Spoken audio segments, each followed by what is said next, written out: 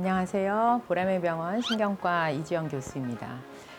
저는 오늘 지난 시간에 이어서 파킨슨병의 치료에 대해서 말씀을 드리도록 하겠습니다. 아직 어느 한 가지로 딱 설명할 수 있는 그런 병은 아닙니다. 하지만 파킨슨병에서 발견되는 병리학적인 가장 큰 특징은 도파민 신경 세포들이 다 소실되어 버리는 그런 특징이 있는 것이 알려져 있습니다. 도파민 신경 세포가 이제 소실됨으로 인해서 파킨슨병의 그런 이상 운동 특징들이 증상들이 나타나게 되는 거고요.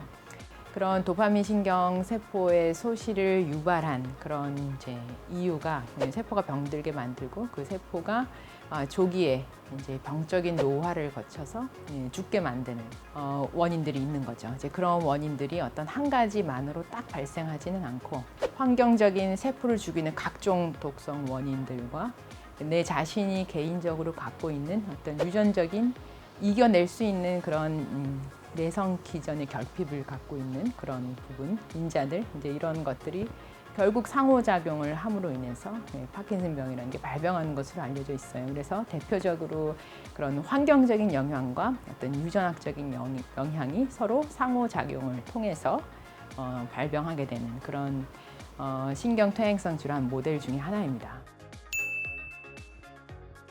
역학 연구를 이제 하면 공통적으로 발견이 되는 게 파킨슨병에서는 어떤 농약이나 그런 독성 물질에 노출되는 거 그런 것들이 이제 파킨슨병의 병을 일으키는 것과 인과관계가 있는 것으로 알려져 있고요.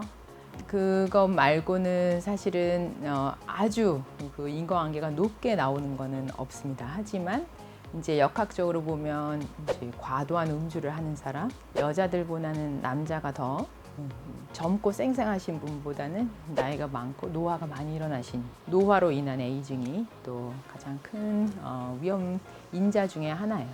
담배와 카페인에 대해서는 약간의 논란이 있지만 이상하게도 약간 담배를 피는 사람들이 이제 파킨슨병이 조금 덜 걸리긴 하고요. 근데 카페인을 좀 많이 먹는 사람들이 파킨슨이 좀 덜 걸리긴 해요.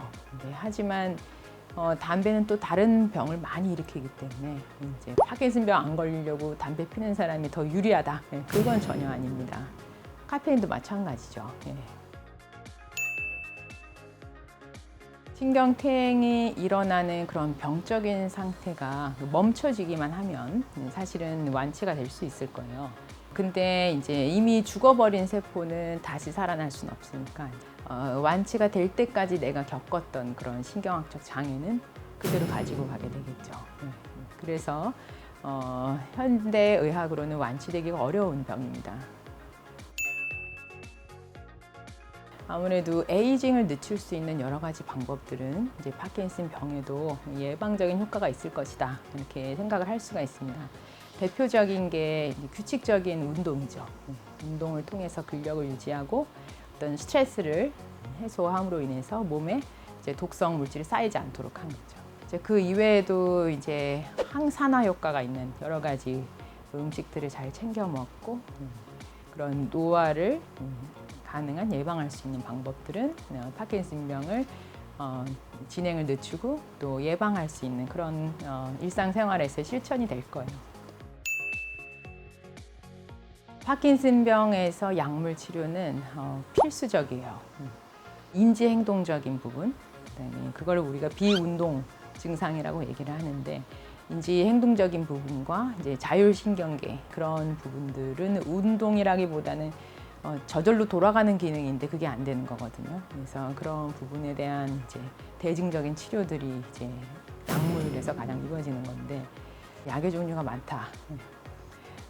가장 많이 쓰는 약은 이제 도파민성 효과를 내는 약물들입니다. 이제 레보도파 같은 이제 도파민의 전구 물질로 만들어진 약이 있고 도파민 수용체에 직접 작용하는 도파민 효연제라고 얘기하는 약도 있고 도파민의 신경 전달 기능을 간접적으로 더 강화시키는 이제 그런 약들도 있고요. 여러 가지 뇌신경계에 작용하는 약들을 파킨슨병 환자들한테 증상에 따라서 조합을 해서 쓰게 됩니다. 파킨슨병 환자들이 이제 피해야 될 혹은 이제 주의해야 될 약물들이 있습니다. 대개 이제 위장약들 중에 장 기능을 좋아지게 하는 약, 위장약들은 도파민을 차단하는 약들이 있어요. 그다음에 일단 항정신 약들 중에서 뭐 망상을 억제하거나 너무 사람이 예민하거나 이럴 때 이제 쓰는 약들 중에 그다음에 또 요새 이제 많이 이슈가 되고 있는 게 진통제들이에요. 특히 진통제 중에서 약간 마약성 진통제들. 우리가 나이가 많아지면 여러 가지 이유에서 진통제를 처방받게 되거든요. 이제 그럴 때 주의해야 됩니다. 병이 진행을 늦추도록 하는 약물들의 개발 단계는 아직은 굉장히 초기 임상 단계입니다. 다만 증상을 개선하는 약들은 대개 한 5년 주기로 신약들이 하나 이상씩은 나와요. 아예 새로운 작용 기전을 갖는 약들도 있고 기존의 이제 약의 부족한 점을 개선시킨 약들도 있어요. 그래서 앞으로도 또 무궁무진하게 신약들이 나올 것이라고 기대를 하고 있습니다.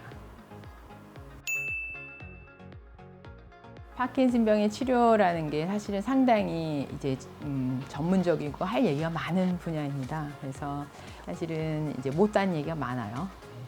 그래서 오늘 저의 강의를 참고로 하시고 언제든지 병원을 방문하셔서 자세한 설명도 들으시고 치료를 위해서 적극적으로 노력하시기를 부탁드리겠습니다.